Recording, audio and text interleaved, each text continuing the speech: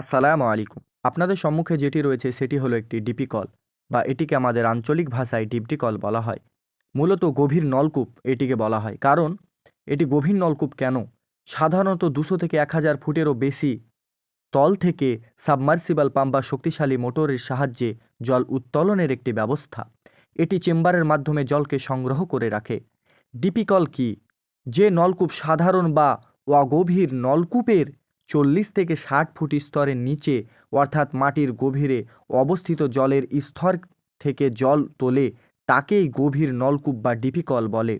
এই নলকূপগুলো সরাসরি মাটির ওপরে থাকে না, মাটির নিচে একটি কংক্রিটের চেম্বার তৈরি করে যেখানে মোটর এবং পাইপলাইন স্থাপন করা হয়। এই চেম্বারটি পাম্প, বৈদ্যুতিক সংযোগ এবং পানির পাইপকে সুরক্ষিত রাখে।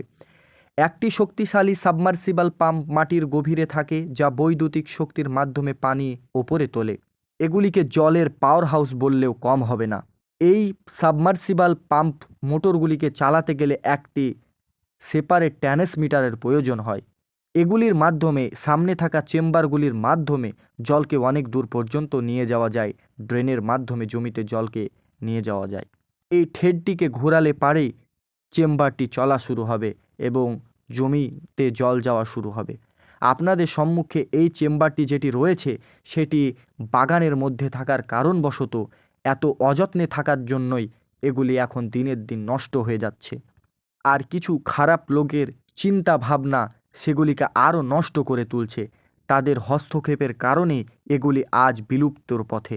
এগুলি সরকারি ব্যবস্থাপনা হলেও আমাদেরকে এগুলিকে সুরক্ষিত রাখার চেষ্টা করতে হবে যাতে এগুলিকে কেউ নষ্ট করতে না পারে।